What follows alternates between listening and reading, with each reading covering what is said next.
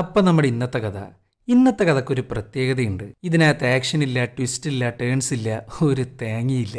പിന്നെ എന്താണ് ഉള്ളതെന്ന് ചോദിച്ചാൽ നല്ലൊരു കഥയുണ്ട്. അതും റിയാലിറ്റിയോട് ഭയങ്കരമായിട്ട് സാമ്യം തോന്നുന്ന ഒരു കഥ. ഈ സിനിമ എത്ര പേർക്ക് കണക്റ്റ് ആവും എന്നൊന്നും എനിക്ക് അറിയാൻ പാടില്ല. പക്ഷെ എനിക്ക് ഇത് നന്നായിട്ട് കണക്റ്റായി.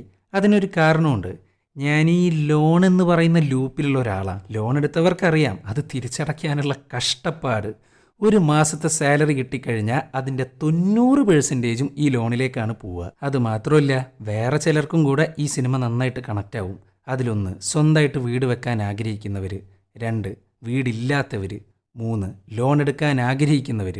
4, ലോൺ എടുത്ത് വീടും കെട്ടി പണ്ടാറടങ്ങി നിൽക്കുന്നവർ. ഈ 4 കാറ്റഗറിക്ക് വേണ്ടി ഡെഡിക്കേറ്റ് ചെയ്യുന്ന ഒരു സിനിമയാണ് ഈ ഒരു സിനിമ. ഇപ്പം പറഞ്ഞ 4 കാറ്റഗറിയിൽ ഏതെങ്കിലും ഒരു കാറ്റഗറിയിൽ എന്നെ ഉൾപ്പെടുത്താം. അതുകൊണ്ടാണ് ഞാൻ ആദ്യമേ പറഞ്ഞത് ഇതെനിക്ക് നന്നായിട്ട് കണക്റ്റായ സിനിമയാണ്. അപ്പോൾ ഈ സിനിമ കണ്ടു കഴിഞ്ഞതിന് ശേഷം നിങ്ങൾക്ക് കണക്റ്റ് ആയോ ഇല്ലേ എന്നുള്ളത് കമൻറ്റ് ബോക്സിൽ അറിയിക്കുക. സോ ഞാൻ ആദ്യമേ പറയുകയാണ്, ഇതെല്ലാവർക്കും പറ്റുന്ന ഒരു സിനിമയല്ല. ഇനി സിനിമയുടെ വൺലൈൻ പറയാം. ഒരു സാധാരണക്കാരൻ, ജീവിക്കാൻ വേണ്ടി കഷ്ടപ്പെടുന്ന ഒരു സാധാരണക്കാരൻ, അയാളുടെ വീടിൻ്റെ മുകളിൽ ഒരു ലോൺ എടുക്കുന്നു. എന്നാൽ അത് തിരിച്ചടയ്ക്കാൻ പറ്റാണ്ട് അത് ജപ്തിയുടെ വക്കിലേക്ക് പോകുന്നു. പിന്നീട് എന്ത് സംഭവിക്കുന്നു, ഇയാൾ എങ്ങനെയാണ് പൈസ ഉണ്ടാക്കുന്നത്, ഇതാണ് ഈ ഒരു സിനിമയിലൂടെ കാണിച്ചു പോകുന്നത്. അപ്പോൾ നിങ്ങളൊന്ന് കണ്ടു നോക്ക്. ഇഷ്ടപ്പെടുകയാണെന്നുണ്ടെങ്കിൽ തീർച്ചയായിട്ടും ലൈക്ക് ചെയ്യുക, സബ്സ്ക്രൈബ് ചെയ്യുക. അപ്പോൾ ഞാൻ കൂടുതലൊന്നും പറയുന്നില്ല, നേരെ സിനിമയിലേക്ക് കടക്കാം.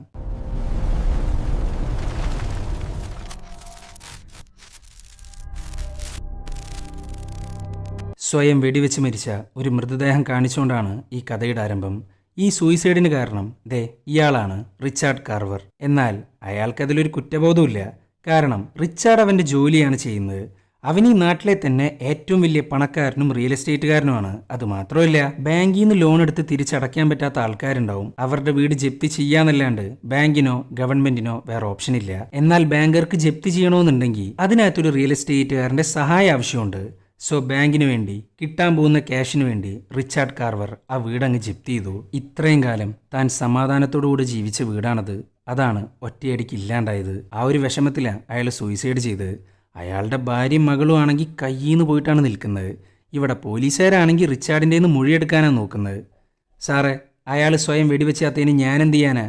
ഞാൻ എൻ്റെ ജോലിയാണ് ചെയ്യുന്നത്, എത്ര പറഞ്ഞാലും മനസ്സിലാവില്ല എന്നൊക്കെ പറഞ്ഞിട്ടാണ് റിച്ചാർഡ് അവിടെ നിന്ന് അങ്ങ് പോകുന്നത്. അയാൾക്ക് അത്രയേ ഉള്ളൂ. അയാളുടെ കീഴിൽ ധാരാളം പോലീസുകാരുണ്ട്. ഈ സമയത്താണ് ജീവിക്കാൻ വേണ്ടി കഷ്ടപ്പെടുന്ന ഒരു കൺസ്ട്രക്ഷൻ പണിക്കാരനെ കാണിക്കുന്നത്, ഡെന്നിസ് നാഷ്. അയാളുടെ അവസ്ഥ എന്ന് പറഞ്ഞാൽ ഭയങ്കര മോശമാണ്. ചെയ്തു കൊടുക്കുന്ന വർക്കിന് ക്യാഷ് പോലും മര്യാദക്ക് കിട്ടാറില്ല. ഇയാളുടെ വീടും ലോൺ എന്ന ലൂപ്പിൻ്റെ ഉള്ളിലാണ്. അങ്ങനെ അവിടുന്ന് അവൻ നേരെ പോകുന്നത് കോടതിയിലേക്കാണ്. ഇതാണ് കോണർ, നാഷിൻ്റെ മകൻ. കോണറും അവൻ്റെ ഫ്രണ്ടായ അലക്സും ചേർന്ന് കളിച്ചുകൊണ്ടിരിക്കുകയാണ്. അങ്ങനെ നാഷിൻ്റെ കേസ് വിളിച്ചു. അവരകത്ത് കയറുന്നു. EMIയുടെ 3 തവണകളാണ് അവൻ തെറ്റിച്ചിരിക്കുന്നത്. സോ നാളെയാണ് അവൻ്റെ വീട് ജപ്തി ചെയ്യാൻ പോകുന്നത്. അത് തടയാൻ വേണ്ടി പരമാവധി ജഡ്ജിന് മുമ്പിൽ അവൻ യാചിക്കുന്നുണ്ട്. പക്ഷെ കോർട്ടിനൊന്നും ചെയ്യാൻ കഴിയില്ല. ഇതേപോലെയുള്ള 40,000 കേസുകളാണ് ഈ കോർട്ടിൽ മാത്രമായിട്ടുള്ളത്. ജസ്റ്റ് 30 ഡേയ്സിൻ്റെ ഉള്ളിൽ ഒരു അപ്പീൽ ഫയൽ ചെയ്യാന്നല്ലാണ്ട് ഒരു കാരണവശാലും ജപ്തി ഒഴിവാക്കാൻ പറ്റത്തില്ല. അവൻ പരമാവധി ശ്രമിക്കുന്നുണ്ട് പറഞ്ഞ് മനസ്സിലാക്കാൻ. സാറേ, ഞാൻ ജനിച്ചു വളർന്ന വീടാ അത്. എൻ്റെ അമ്മയുടെ ചെറിയൊരു വരുമാന മാർഗ്ഗമാണ് ആ വീട്. എല്ലാം പോട്ടെ, എൻ്റെ മകനായ കോണർ അവിടെയാണ് വളരേണ്ടത്. ഇപ്പം ജപ്തി ചെയ്ത് കഴിഞ്ഞാൽ അവൻ്റെ ഫ്രണ്ട്സ്, പഠിപ്പ്, സ്കൂള് എല്ലാം ഇല്ലാണ്ടാവും. പക്ഷെ എന്തൊക്കെ പറഞ്ഞിട്ടും യാതൊരു കാര്യമില്ല. ഇനി എന്താ ചെയ്യേണ്ടതെന്ന് അവൻക്ക് ഒരു ഐഡിയ ഇല്ല. കോണറാണെങ്കിൽ ചോദിച്ചുകൊണ്ടിരിക്കുകയാണ്, അച്ഛാ ഇനി എന്താ ചെയ്യാന്ന്. എന്നാൽ നാഷിന് അതിനൊരു ഉത്തരം കൊടുക്കാനില്ല. അങ്ങനെ വീട്ടിലെത്തി. ഇതാണ് അവൻ്റെ അമ്മ ലയ. പുള്ളിക്കാരത്തി ചെറിയൊരു ബ്യൂട്ടി പാർലർ സെറ്റപ്പാണ് വീടിനകത്ത് ചെയ്യുന്നത്. അതിൽ നിന്ന് ചെറിയൊരു വരുമാനം ഉണ്ട് കേട്ടാ. അങ്ങനെ നാഷ് പല കൺസ്ട്രക്ഷൻ കമ്പനീസിനും വിളിച്ചു നോക്കുന്നു. ഒന്നെങ്കിൽ ഒന്നടക്കാൻ പറ്റിയ തൽക്കാലം ജപ്തി ഒഴിവാക്കാൻ പറ്റും. എന്നാൽ അവിടെയും അവൻ പരാജയപ്പെടുന്നു.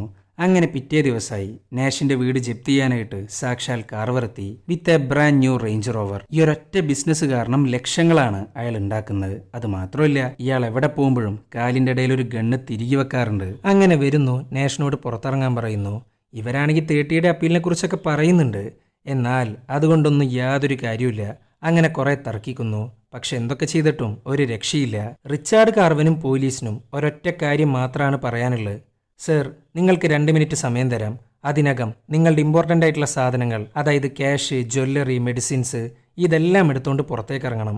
അല്ലാതെ വേറെ മാർഗമില്ല. ഇനി ഞങ്ങളെ എതിർക്കാനാണ് ഭാവമെന്നുണ്ടെങ്കിൽ ജയിലിലോട്ടാണ് കൊണ്ടുപോവുക. ഇതൊക്കെ കേട്ടിട്ട് ഇവർക്കാണെങ്കിൽ എന്താ പറയേണ്ടതെന്നറിയില്ല. ഈ വീട് ജപ്തി ചെയ്യുന്നതിന് മുമ്പ്, അതായത് 1-2 മാസങ്ങൾക്ക് മുമ്പ് കാർവറിന്റെ കമ്പനി ഒരു ഓഫർ കൊടുത്തിട്ടുണ്ടായിരുന്നു. വീടിന്റെ കീ കാർവറിന് കൈമാറണം, പകരം $3500 കിട്ടും. അതായത് വീട് പോയാലും കയ്യിൽ ഒരു $3500 ഉണ്ടാവും. എന്നാൽ ആ ഓഫർ സ്വീകരിക്കാത്തതുകൊണ്ട് ഇവർക്ക് പൈസയില്ല. അങ്ങനെ എടുക്കാൻ പറ്റുന്ന സാധനങ്ങൾ കൊടുത്ത് അവരങ്ങ് പുറത്തേക്ക് ഇറങ്ങുന്നു. സത്യം പറഞ്ഞാൽ വല്ലാത്തൊരവസ്ഥയിലാണ് അവര്. ഇവരിറങ്ങുന്നത് വരെ വീടിനകത്ത് പോലീസുകാരുണ്ടാവും. ഈവൻ ഒരു സ്ത്രീ അവളുടെ അണ്ടർവെയർ പാക്ക് ചെയ്യുമ്പോൾ പോലും. ഇതൊക്കെ കാണുമ്പോൾ നാഷനാണെങ്കിൽ ഭയങ്കരമായിട്ട് ദേഷ്യം വരുന്നു. പക്ഷെ പോലീസുകാരെ പറഞ്ഞിട്ട് യാതൊരു കാര്യമില്ല. ഇങ്ങനെയുള്ളൊരു സിറ്റുവേഷനിൽ മനുഷ്യന്മാരെന്താ ചെയ്യാന്ന് പറയാൻ പറ്റില്ലല്ലോ. ഇവിടെ കാർവനാണെങ്കിൽ ഭ്രാന്ത് കയറുന്നുണ്ട്. ഇവരൊന്ന് ഇറങ്ങിയിട്ട് വേണം പുള്ളിക്കാരൻ അടുത്ത വീട് ഒഴിപ്പിക്കാൻ പോവാൻ. അങ്ങനെ ഇറങ്ങുന്നു. എന്നാൽ ഈ സ്ഥലത്തിന്റെ കോട്ടിയാടി പോലും ഇവർക്കിനി നിൽക്കാൻ അവകാശമില്ല.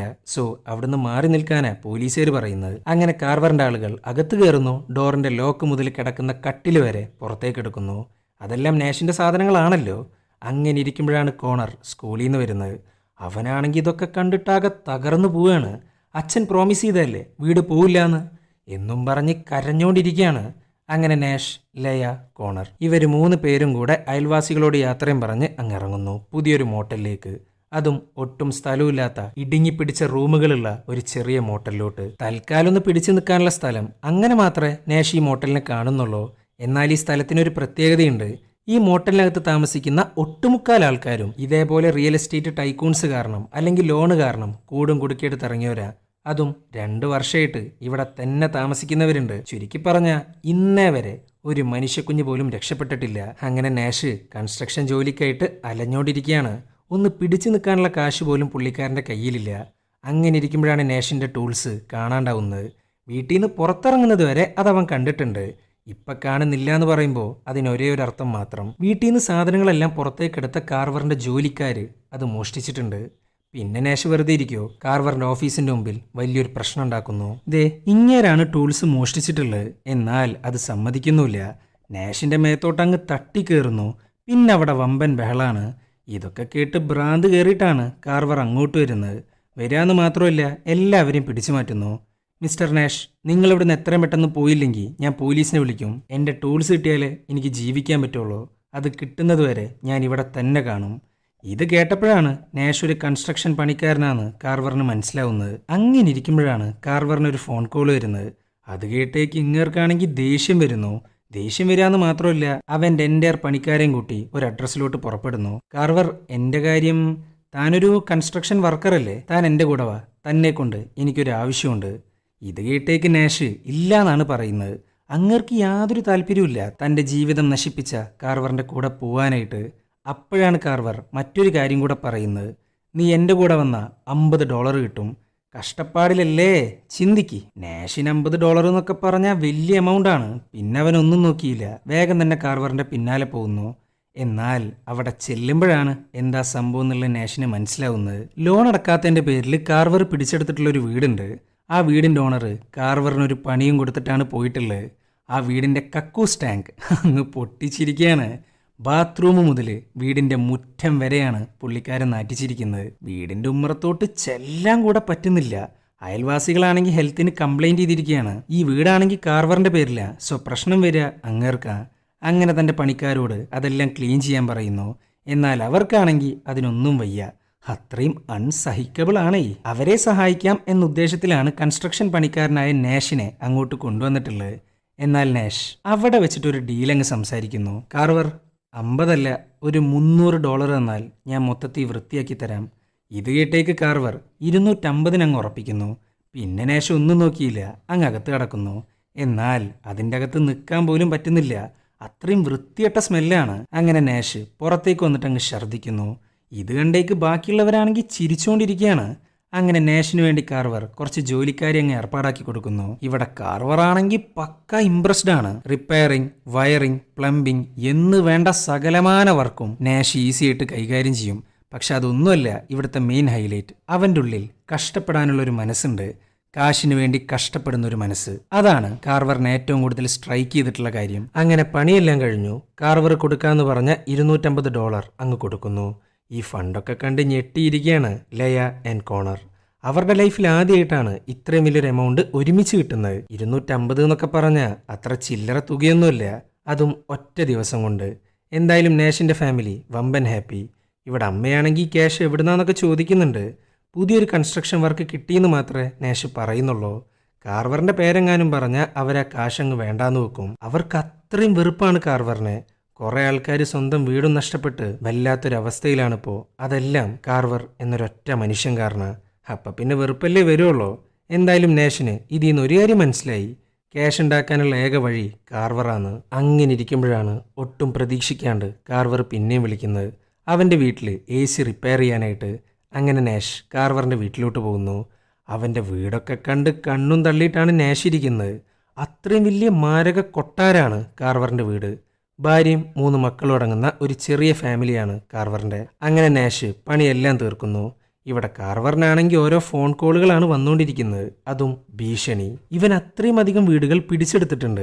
അപ്പം പിന്നെ ഭീഷണി വരിക എന്ന് പറയുന്നത് ഒരു സാധാരണ കാര്യമാണല്ലോ. അങ്ങനെ കാർവർ നാഷിനെയും കൊണ്ട് പുറത്തു പോകുന്നു. അതും കുറേ വീടുകളുള്ള ബ്ലോക്കിലോട്ട്.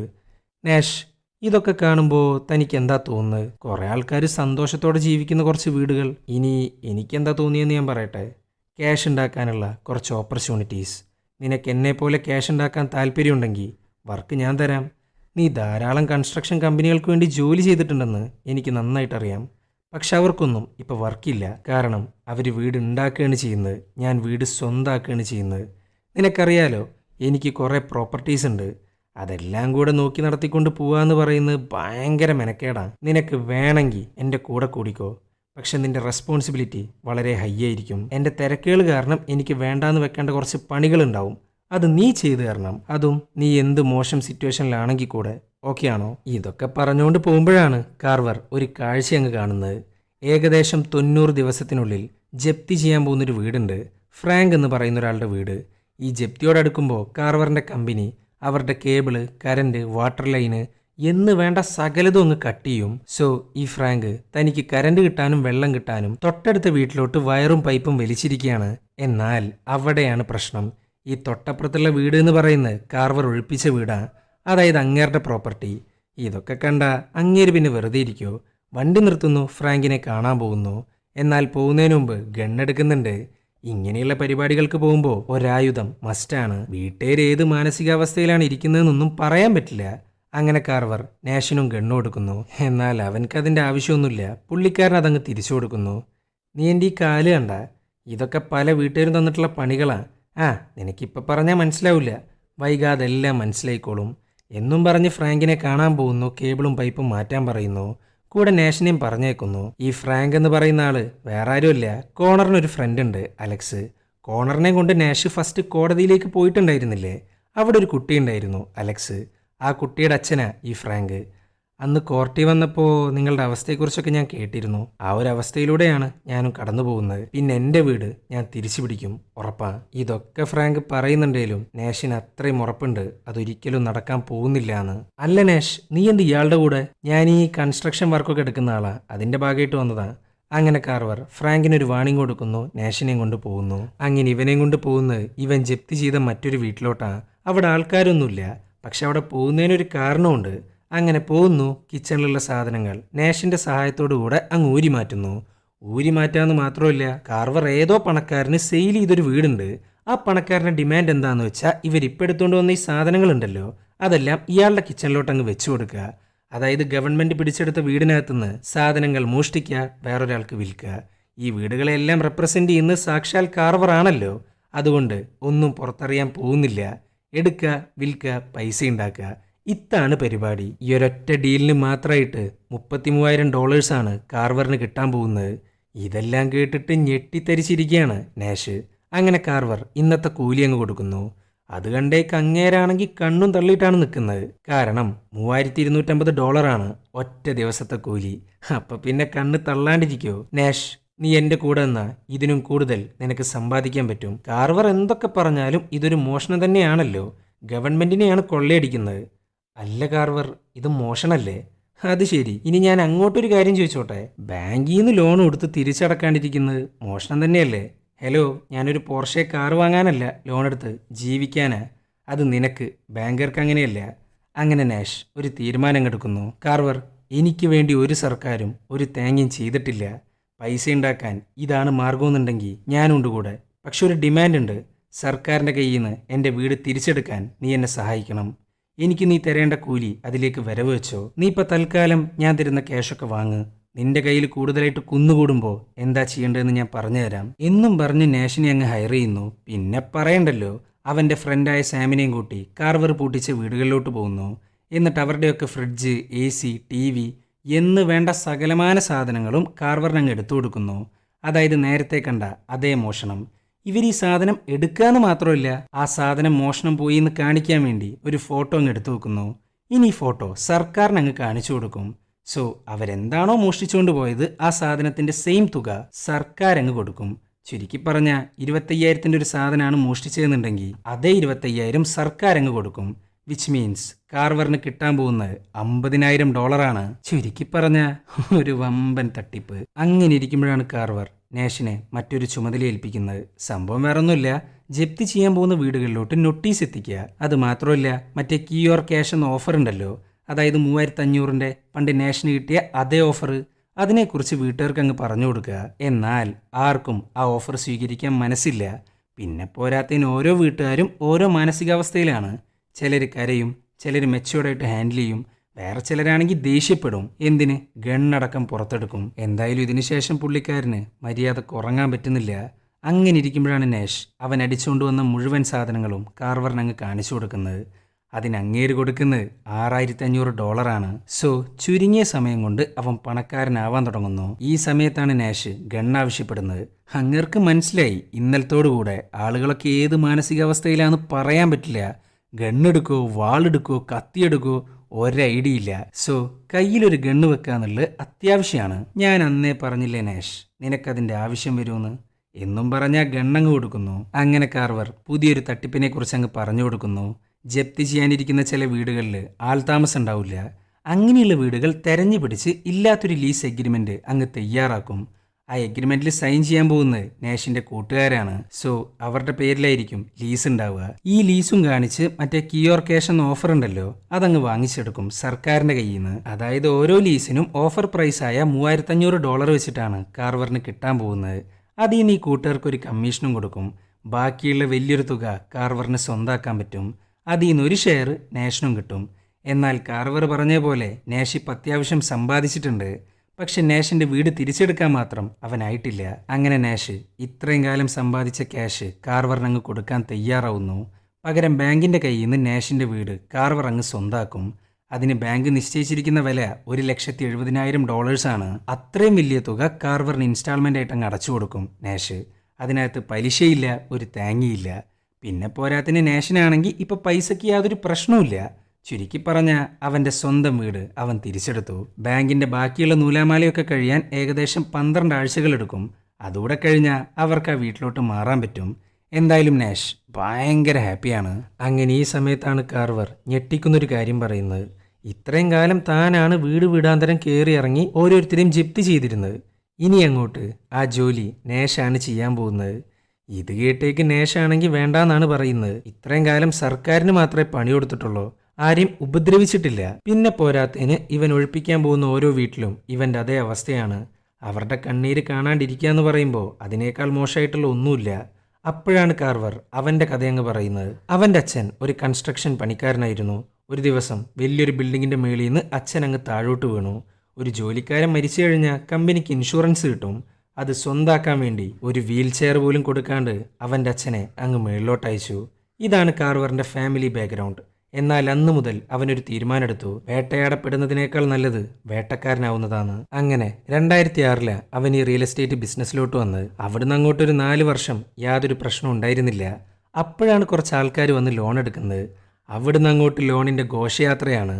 ചുരുക്കി പറഞ്ഞ കാർവറിന്റെ ചുറ്റുപാടാണ് അവനെ കണ്ണി ചോരയില്ലാത്ത ജപ്തി ചെയ്യുന്ന ആളാക്കി മാറ്റിയത് എന്നൊക്കെയാണ് കാർവർ പറയുന്ന റീസൺസ്. തൻ്റെ അച്ഛനോട് ഈ സിസ്റ്റം ചെയ്ത തെറ്റ്, അതുകൊണ്ടാണ് അവൻ സാക്ഷാൽ സർക്കാരിനെ തന്നെ കൊള്ളയടിക്കുന്നത്. ഇവൻ്റെ റീസൺസ് എല്ലാം കേട്ടിട്ട് എന്താ പറയേണ്ടതെന്നറിയില്ല നാഷിന്. അങ്ങനെ നാഷ് രണ്ടും കൽപ്പിച്ച് അവൻ്റെ ആദ്യത്തെ ജപ്തിക്കായിട്ട് അങ്ങ് പോകുന്നു. അവൻ്റെ ഉള്ളിൽ നല്ല ടെൻഷനുണ്ട്. അപ്പുറത്ത് നിൽക്കുന്ന വീട്ടുകാരുടെ അതേ അവസ്ഥയിലൂടെയാണ് അവനും കടന്നു പോയിട്ടുള്ളത്. അതുകൊണ്ട് മനസ്സിനകത്ത് ആ ഒരു പെടച്ചിലുണ്ട്. അങ്ങനെ നാഷ് വളരെ സൗമ്യമായിട്ട് വീട്ടുകാരെ പറഞ്ഞ് മനസ്സിലാക്കാൻ ശ്രമിക്കുന്നു. പക്ഷെ അറിയാലോ, ആരായാലും ശരി വീട്ടിൽ നിന്ന് ഇറങ്ങാൻ അവരെ കൊണ്ട് സാധിക്കില്ല. അപ്പോഴാണ് പോലീസിന്റെ റോള്. അങ്ങനെ ആ വീടങ്ങ് ജപ്തി ചെയ്യുന്നു. 2 കുട്ടികളാണ് അവർക്ക്, അതും കോണറിനേക്കാൾ പ്രായം കുറഞ്ഞ 2 കുട്ടികൾ. വീടിന്റെ ഫ്രണ്ടിലിരുന്ന് എന്താ ചെയ്യേണ്ടതെന്നറിയാണ്ട് കരഞ്ഞുകൊണ്ടിരിക്കുകയാണ് അവര്. നാഷിനാണേലോ നല്ല കുറ്റബോധമുണ്ട്. അത് മാത്രമല്ല, ജപ്തി ചെയ്തു കഴിഞ്ഞാൽ അറിയാലോ, കോർട്ടിയാടി പോലും നിൽക്കാൻ അവകാശം ഉണ്ടാവില്ല. സോ കാർവറിനെ പോലെ അവരെ മുറ്റത്തുനിന്ന് പുറത്തേക്ക് ഇറക്കുന്നു. ഇതല്ലാതെ അങ്ങേർക്ക് വേറെ മാർഗവുമില്ല. തൻ്റെ ഫാമിലിയുടെ ഹാപ്പിനെസ്സിന് വേണ്ടി മറ്റൊരു ഫാമിലിയുടെ ഹാപ്പിനെസ് തകർക്കുക. കാർവർ ആണെങ്കിൽ ഇവൻക്ക് വേണ്ടി വീടടക്കം തിരിച്ചെടുത്തു. അതുകൊണ്ട് തന്നെ നാഷിന് ഇതിന്ന് ഇനി പിന്മാറാൻ പറ്റത്തില്ല. അങ്ങനെ നാഷ് സ്വയം ഓക്കെ ആവാൻ ശ്രമിക്കുന്നു. അങ്ങനെ പിറ്റേ ദിവസമായി കോണറിനെയും ലേയനെയും കൊണ്ട് അവരുടെ പഴയ വീട്ടിലോട്ടങ്ങ് പോവുകയാണ് നാഷ്. ഇവർക്കാണെങ്കിൽ എന്താ കാര്യം എന്നൊന്നും മനസ്സിലാവുന്നില്ല. അപ്പോഴാണ് അവൻ ആ സന്തോഷ വാർത്ത അങ്ങ് പറയുന്നത്. 12 ആഴ്ച കഴിഞ്ഞാൽ നമ്മുടെ വീട് നമുക്ക് തിരിച്ചു കിട്ടും. ഇത് കേട്ടേക്ക് കോണറാണെങ്കിൽ വമ്പൻ ഹാപ്പി. ഇത് തിരിച്ചെടുക്കാനുള്ള ക്യാഷ് എവിടുന്നാന്നൊക്കെ ചോദിക്കുന്നുണ്ട് ലയ. ഇത് കേട്ടേക്ക് നാഷ് പല കള്ളങ്ങളും പറഞ്ഞ് അങ്ങ് ഒഴിവാവുന്നു. ബാക്കിയുള്ളവരുടെ കണ്ണീരുകൊണ്ടാണ് നാഷ് പൈസ ഉണ്ടാക്കുന്നതെന്നറിഞ്ഞാൽ അവരാകെ കയ്യിന്ന് പോവും. അങ്ങനെ നാഷ് ഓരോ വീടുകളായിട്ട് ജപ്തി ചെയ്യാൻ തുടങ്ങുന്നു. ആരുമില്ലാത്തവര്, ജീവിക്കാൻ വേണ്ടി കഷ്ടപ്പെടുന്നവര്, ഒരു എൻ്റയർ ഫാമിലി, എന്തിന് വയസ്സായ ആളെ പോലും അവൻ വീടുകളിൽ നിന്ന് ഒഴിപ്പിക്കുന്നു. ഇതൊക്കെ ചെയ്യുമ്പോഴും അവൻ്റെ ഉള്ളിൽ എവിടെയോ ഒരു കുത്തലുണ്ട്. ഇതിൻ്റെ ഇടയിൽ ചിലരാണെങ്കിൽ വേറെ ഓപ്ഷൻ ഇല്ലാത്തതുകൊണ്ട് കീ ഓർ ക്യാഷ് എന്ന ഓഫർ അങ്ങ് സ്വീകരിക്കുന്നു. അങ്ങനെ ഇരിക്കുമ്പോഴാണ് കാർവറിന് ഒരു വമ്പൻ ഓഫർ കിട്ടുന്നത്. വെസിക് ഇൻവെസ്റ്റ്മെൻറ്റ് എന്ന് പറയുന്ന വലിയൊരു കമ്പനിയുണ്ട്. അവരൊറ്റയടിക്ക് 1000 വീടുകളാണ് വാങ്ങാൻ പോകുന്നത്. അതായത് ഏകദേശം 20 മില്യൺ പ്രോഫിറ്റ് വരുന്ന ഒരു വമ്പൻ ഓഫർ. പക്ഷെ ഇവിടെ ഒരു പ്രശ്നമുണ്ട്. ഈ വെസിക് എന്ന് പറയുന്ന ഈ കമ്പനിക്ക് ഇപ്പൊ വീടുകളെല്ലാം വാങ്ങിച്ചു കൊടുക്കുന്നത് ഓർട്ടിസ് എന്ന് പറയുന്ന ബ്രോക്കറാ. ഇപ്പൊ തന്നെ അയാൾ ഏകദേശം 15 വീടോളം വിറ്റിട്ടുണ്ട് വെസിക്കിന്. സോ എത്രയും വേഗം ഓർട്ടിസ് എന്ന ബ്രോക്കറിന്റെ കാര്യത്തിൽ ഒരു തീരുമാനമാക്കിയില്ലെങ്കിൽ 20 മില്യൻ്റെ ഡീല് കാർവറിന് എന്നേക്കുമായിട്ട് നഷ്ടവും. അങ്ങനെ കാർവർ നാഷിനോട് ഓർട്ടിസിനെ ഫോളോ ചെയ്യാൻ പറയുന്നു. അപ്പോഴാണ് ഓർട്ടിസ് ഫ്രാങ്കിനെ കാണാൻ പോകുന്നത്. അങ്ങേരുടെ വീടും ജപ്തിയുടെ വക്കീലാണല്ലോ. സോ അത് വെസിക്കിന് കാണിച്ചു കൊടുക്കാനാ ഓർട്ടിസ് വന്നിരിക്കുന്നത്. എന്നാൽ അന്നും ഇന്നും ഫ്രാങ്കിന് ഒന്നേ പറയാനുള്ളൂ, അവൻ ആ വീട് തിരിച്ചു പിടിക്കും. അങ്ങനെ ഓർട്ടിസ് തിരിച്ചു പോകുന്നു. ആ സമയത്താണ് നാഷ് ഫ്രാങ്കിനെ കാണാൻ പോകുന്നത്. ഫ്രാങ്ക് നോക്കുമ്പോണ്ട് നാഷിന്റെ ലൈഫ് സ്റ്റൈൽ എന്നെ മാറിയിട്ടുണ്ട്. ലക്ഷറി ഡ്രസ്സുകൾ, കയ്യിലൊരു ഐഫോണ്, എന്ന് വേണ്ട ഒരു വമ്പൻ ഗെറ്റപ്പ്. അപ്പൊ ജസ്റ്റ് ഒരു കൺസ്ട്രക്ഷൻ വർക്കിനല്ല നീ കാർവറിന്റെ ഒപ്പം കൂടിയിട്ടുള്ളത്. ആ എന്തേലും ആവട്ടെ. പിന്നെ ഒരു കാര്യം പറയാനുണ്ട്. മേലാലെൻ്റെ വീടിന്റെ പേരും പറഞ്ഞ് നീ ഇവിടെ കാലുകുത്തരുത്. എൻ്റെ വീട് ആർക്കും കിട്ടാൻ പോകുന്നില്ല. ലീഗലായിട്ട് തന്നെ ഞാനതങ്ങ് തിരിച്ചു പിടിക്കും. അതിനു വേണ്ട ഫയലുകളെല്ലാം ഞാൻ കോടതിയിൽ ഹാജരാക്കിയിട്ടുണ്ട്. എൻ്റെ പൊന്ന് ഫ്രാങ്ക്, ഞാൻ വീണ്ടും വീണ്ടും പറയാം, ഇതൊന്നും നടക്കാൻ പോകുന്നില്ല. പക്ഷെ എന്തൊക്കെ പറഞ്ഞിട്ടും ഫ്രാങ്ക് അത്രയും ആത്മവിശ്വാസത്തിലാണ്. അങ്ങനെ നാഷും കാർവറും കൂടെ ഒരു വമ്പൻ പ്ലാനിങ്ങിലാണ്. ഇവർക്ക് എങ്ങനെയും ഈ ഒരു 20 മില്യൻ്റെ ഡീല് സ്വന്താക്കണം. അതിനേക വഴിയെന്ന് പറയുന്നത് ഓർട്ടിസിനെ പമ്പ കടത്താന്നുള്ളതാണ്. അങ്ങനെ നാഷ് അതിനായിട്ടൊരു പ്ലാൻ അങ്ങ് പറയുന്നു. ഈ ഓർട്ടിസ് കച്ചവടം ചെയ്ത 15 വീടുകളിലും AC പോലെയുള്ള കുറേ സാധനങ്ങളുണ്ട്. അത് നൈസായിട്ട് അങ്ങ് മോഷ്ടിച്ചാൽ വെസിക്ക് കുറ്റപ്പെടുത്താൻ പോകുന്നത് സാക്ഷാൽ ഓർട്ടിസിനെയാണ്. പിന്നെ അങ്ങേരുടെ കയ്യിൽ നിന്ന് വെസിക്ക് എന്തായാലും വീടുകൾ വാങ്ങാൻ പോകുന്നില്ല. പിന്നെ പറയണ്ടല്ലോ, നേഷ് അവൻ്റെ കൂട്ടുകാരനെയും കൂട്ടി ഓർട്ടിസ് വിറ്റ ഓരോ വീടുകളിൽ നിന്നും AC മോഷ്ടിക്കാൻ തുടങ്ങുന്നു. AC മാത്രമല്ല, കണ്ണീ കണ്ട എല്ലാ സാധനങ്ങളും അങ്ങ് കൊണ്ടുപോകുന്നു. അങ്ങനെ ഇരിക്കുമ്പോഴാണ് കോണറിൻ്റെ ബർത്ത്ഡേ വരുന്നത്. അവർ താമസിക്കുന്ന മോട്ടിൽ വെച്ചിട്ടാണ് അവർ ഗംഭീരമായിട്ട് ആഘോഷിക്കുന്നത്. അതും കോണർ ആഗ്രഹിച്ച പോലെ. ഈ സമയത്താണ് ഇതേ മോട്ടലിലോട്ട് ഒരു ഫാമിലി വരുന്നത്. അതും കാർവറിന്റെ നിർദ്ദേശപ്രകാരം നാഷ് ജപ്തി ചെയ്ത ഒരു ഫാമിലി. അവർക്ക് പോകാൻ വേറെ സ്ഥലമില്ല. പണ്ട് എങ്ങനെയാണോ നാഷ് ഇങ്ങോട്ടെത്തിയത് അതേപോലെ തന്നെയാണ് ഇവരും. ഇവരാണെങ്കിൽ നാഷിനെ കണ്ടപാട് അങ്ങ് വൈലൻ്റ് ആവുന്നു. നീ ആ കാർവറിൻ്റെ ആളല്ലേ, നിങ്ങൾ കാരണം ഞങ്ങളുടെ അവസ്ഥ കണ്ടില്ലേ എന്നൊക്കെ പറഞ്ഞ് വമ്പൻ പ്രശ്നമാണ് അവിടെ. ഇതെല്ലാം നടക്കുന്നത് കോണറിൻ്റെയും ലയയുടെയും മുമ്പിൽ വെച്ചിട്ടാണ്. അവർക്ക് ഇത്രയും കാലം സത്യാവസ്ഥ അറിയണ്ടായിരുന്നില്ല. അത് മാത്രമല്ല, ഈ മോട്ടലിൽ താമസിക്കുന്ന ഭൂരിഭാഗം ആൾക്കാരുടെ അവസ്ഥ അറിയാലോ. ഇവിടെയുള്ള എല്ലാവരും ആകെ ഞെട്ടിത്തെരിച്ചിരിക്കുകയാണ്. അങ്ങനെ നാഷും അയാളും തമ്മിൽ ഒരു തർക്കത്തിൽ ഏർപ്പെടുന്നു. ഒരു വിധത്തിലാണ് എല്ലാവരും കൂടെ പിടിച്ചു മാറ്റുന്നത്. അങ്ങനെ റൂമിലെത്തി. അയാൾ ആരാന്നും എന്താന്നും ലയക്ക് നല്ല രീതിയിൽ മനസ്സിലായിട്ടുണ്ട്. അങ്ങനെ ലയ അതിനെക്കുറിച്ച് ചോദിക്കുന്നു. ഇത് കേട്ടേക്ക് നാഷാണെങ്കിൽ എനിക്ക് അറിയില്ല എന്നും പറഞ്ഞ് ബഹളം വെക്കുകയാണ്. ഒരു ഭ്രാന്തനെ പോലെ അവൻ ഇത്രയും കാലം മറച്ചുവെച്ച സത്യം ഒരൊറ്റ ദിവസം കൊണ്ട് പുറത്തു വന്നു. കോണർ ആൻഡ് ലയ ആകെ തകർന്നിരിക്കുകയാണ്. ഓരോരുത്തരുടെ കണ്ണീര് കൊണ്ടുണ്ടാക്കിയ കാശ അവർ യൂസ് ചെയ്തിരുന്നത്. സോ അവർക്ക് അവരോട് തന്നെ ഒരു തരം വെറുപ്പ് തോന്നുക. ഇതിൻ്റെ ഇടയിൽ ബാക്കിയുള്ള താമസക്കാരാണെങ്കിൽ ആകെ ഭ്രാന്ത് കയറിയിട്ടാണ് നടക്കുന്നത്. വാതിലിൻ്റെ മുകളിൽ കൊട്ടുക, ഇറങ്ങിപ്പോവാൻ പറയുക, ഭീഷണിപ്പെടുത്തുക, അങ്ങനെ എല്ലാതും ഉണ്ട്. അങ്ങനെ നാഷ് പറയാണ്, തൽക്കാലം റൂമിനകത്തുനിന്ന് പുറത്തിറങ്ങണ്ട, ഞാൻ പറയാം എന്താ ചെയ്യേണ്ടതെന്ന്. എന്നും പറഞ്ഞവൻ പോകുന്നത് കാർവറിൻ്റെ അടുത്തോട്ടാ. അങ്ങനെ നേഷും കാർവറും കൂടെ മറ്റേ 20 മില്യൻ്റെ ഡീലുണ്ടല്ലോ, അതിനെക്കുറിച്ചാണ് സംസാരിച്ചുകൊണ്ടിരിക്കുന്നത്. ഓർട്ടിസ് മേടിച്ചു കൊടുത്ത 15 വീടുകളിലും ഹോം അപ്ലയൻസസ് ഇല്ല. എങ്ങനെ ഉണ്ടാവാനാ? അതൊക്കെ നേഷ് അടിച്ചുകൊണ്ട് പോയില്ലേ. അതുകൊണ്ട് ഇതൊന്നും അറിയാത്ത വെസിക്ക് ആ ഒരു ഡീല് നേരെ കാർവറിനങ്ങ് കൈമാറുന്നു. പകരം ഒന്നും അറിയാത്തതുപോലെ അവർ കട്ടുകൊണ്ടുവന്ന സാധനങ്ങൾ അങ്ങ് തിരിച്ചു കൊടുക്കും, പുതിയത് കൊടുക്കുന്നത് പോലെ. ചുരുക്കി പറഞ്ഞ വെസിക്കിന്റെ കണ്ണിൽ കട്ടുകൊണ്ട് പോയത് വേറെ ആൾക്കാരാ. അവർ ബ്ലെയിം ചെയ്യുന്നതാണേലോ ഓർട്ടിസിനെയും. കാർവറാണെങ്കിൽ സാധനങ്ങളൊക്കെ ഫ്രീ ആയിട്ട് തരാമെന്നും പറഞ്ഞ് ഓസ്കാർ പെർഫോമൻസ് ആണ് അവിടെ. അപ്പം പിന്നെ വെസിക്ക് ആ ഡീല് കൊടുക്കാണ്ടിരിക്കുമോ? പിന്നെ അവിടെ ഗംഭീര ആഘോഷമാണ്. അത്രയും അധികം പൈസയാണ് അവരുടെ കയ്യിലോട്ട് വരാൻ പോകുന്നത്. അങ്ങനെ ഇരിക്കുമ്പോഴാണ് നാഷ് നടന്ന കാര്യങ്ങളൊക്കെ പറയുന്നത്. അല്ല കാർവർ, ജപ്തിക്ക് ശേഷം ഏതേലും താമസക്കാരൻ നിന്നെ കാണാൻ വന്നിട്ടുണ്ടോ? കാണാൻ വന്നിട്ടുണ്ടോ എന്നൊക്കെ ചോദിച്ചാൽ ചിലരെന്നെ കൊല്ലാൻ നോക്കിയിട്ടുണ്ട്. അതുകൊണ്ട് എൻ്റെ ഫാമിലിയുമായിട്ട് ഞാൻ പുറത്തു പോകാറില്ല. അവർക്ക് എന്തെങ്കിലും സംഭവിച്ചാൽ എനിക്കത് താങ്ങാനാവില്ല. ഇതുകൊണ്ടൊക്കെയാണ് 24 മണിക്കൂറും ഈ തോക്കും കൊണ്ട് ഞാൻ നടക്കുന്നത്. കാർവർ, എനിക്ക് എത്രയും പെട്ടെന്ന് എൻ്റെ വീട് തിരിച്ചു വേണം എന്നൊക്കെയാണ് നാഷ് പറയുന്നത്. പക്ഷെ അറിയാലോ, 12 ആഴ്ച കഴിയാണ്ട് ആ വീട് തിരിച്ചു കിട്ടാൻ പോകുന്നില്ല. എൻ്റെ പൊന്നിനേഷെ, റിയൽ എസ്റ്റേറ്റിൻ്റെ കാര്യത്തിൽ ഇമോഷണലായിട്ട് യാതൊരു കാര്യമില്ല. ഈ വീടെന്ന് പറയുന്ന സംഗതി ഉണ്ടല്ലോ, അതെല്ലാം ജസ്റ്റ് ബോക്സ് മാത്രമാണ്. നിനക്ക് എത്രത്തോളം ബോക്സ് ഓൺ ചെയ്യാൻ പറ്റുമോ അതാണ് നിൻ്റെ വിജയം.